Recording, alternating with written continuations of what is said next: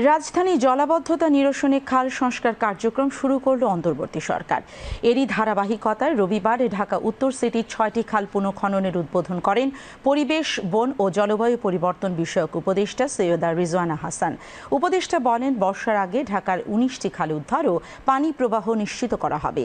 এ সময় গৃহায়ন ও গণপূর্ত এবং শিল্প উপদেষ্টা আদিলুর রহমান খান, স্থানীয় সরকার, পল্লী উন্নয়ন ও সমবায় এবং যুব ও ক্রীড়া উপদেষ্টা আসিফ মাহমুদ সজীব ভূঁইয়া উপস্থিত ছিলেন। আফরিন জাহানের প্রতিবেদনে বিস্তারিত। ঢাকার খালগুলোকে পুনরুদ্ধার করে পুনঃখনন করার কাজ শুরু করেছে অন্তর্বর্তী সরকারের সংশ্লিষ্ট মন্ত্রণালয়গুলো। এ উপলক্ষে আজ মিরপুরের বাউনিয়া খাল উদ্বোধনের মধ্য দিয়ে শুরু হয়েছে এর কার্যক্রম। খালগুলোকে দখল ও দূষণ মুক্ত করে খাল কেন্দ্রিক ব্লু নেটওয়ার্ক গড়ে তোলা হবে বলে জানিয়েছেন অনুষ্ঠানের উদ্বোধক, পরিবেশ, বন ও জলবায়ু পরিবর্তন এবং পানি সম্পদ মন্ত্রণালয়ের উপদেষ্টা সৈয়দা রিজওয়ানা হাসান। তিনি বলেন, খালগুলো শুধু পুনরুদ্ধার বা পুনঃখননই নয়, এর চারপাশে সবুজায়নে গুরুত্ব দিচ্ছেন তিনি। খালগুলো হবে প্রাণ কেন্দ্র, খালে প্রাণ থাকবে। এই খালে তো মশা ছাড়া আর কিছু নাই। এখন এই খালে যদি প্রাণ ফিরিয়ে আনতে হয়, আশেপাশের বাসায় যারা আছেন তাদের বর্জ্যগুলো ফেলা ব্যবস্থা করতে হবে, একটা বিহিত করতে হবে। তারা এখানে কেবল যে পয়ঃবর্জ্য ফেলেন তা না, তাদের খাট, পালং, তোশক যা আছে সব খালে ফেলে দেন। এটা কিন্তু আর চলবে না। রিজওয়ানা হাসান বলেন, সকল মন্ত্রণালয়ের সমন্বয়ে খালগুলো পুনরুদ্ধার কার্যক্রম চলছে, তাই নগরবাসীকে খালগুলো রক্ষার দায়িত্ব নিতে হবে। আপনি একভাবে চলে চলে অভ্যাস হয়ে গেছে আপনার ২০ বছর, ২৫ বছর, ৩০ বছর।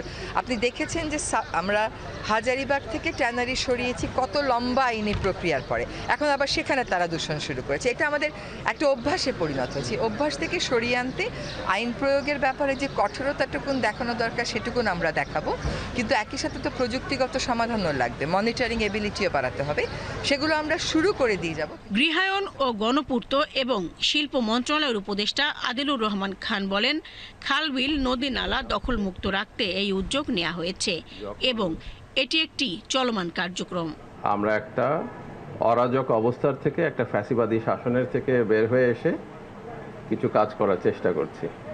আপনারা তো জানেনই যে গত 15.5 বছর ধরে কিভাবে করে উন্নয়নের নামে টাকা পাচার করা হয়েছে, দুর্নীতি ব্যাপক করা হয়েছে। এর বাইরে এসে যদি আমরা কিছু কাজ করতে পারি, সে কাজ পরবর্তীতে যারা আসবেন তারা এগিয়ে নেবেন এবং এই কাজের মধ্যে দিয়ে বাংলাদেশের মানুষ, বিশেষ করে ঢাকা শহরের অধিবাসীরা বেনিফিটেড হবেন। স্থানীয় সরকার, পল্লী উন্নয়ন ও সমবায় এবং যুব ও ক্রীড়া উপদেষ্টা আসিফ মাহমুদ সজীব ভূঁইয়া বলেন, অন্তর্বর্তী সরকার খালগুলো উদ্ধার করে এর সংস্কারে কাজ করছে। ঢাকার খালগুলো পুনরুদ্ধার করে এর সংরক্ষণ করতে সকলের সহযোগিতা চান তিনি।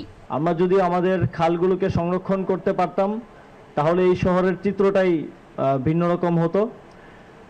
এই খালগুলোকেই পুনরুদ্ধার এবং সংরক্ষণের একটা উদ্যোগ হচ্ছে ব্লু নেটওয়ার্ক, যার অধীনে 19টি খালকে পুনরুদ্ধার করা হবে।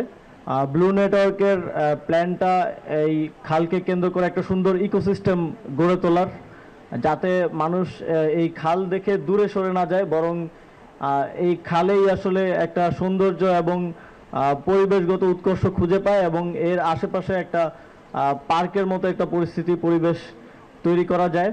উপদেষ্টারা বলেন, ৬টি খাল আজ পুনঃখনন করে উদ্বোধন করা হলো। বর্ষার আগেই আরও 9টি খালের কাজ শুরু হবে। মোট 19টি খাল পুনরুদ্ধার করে পুনঃখনন করা হবে। আফরিন জাহান, বিটিভি নিউজ, ঢাকা।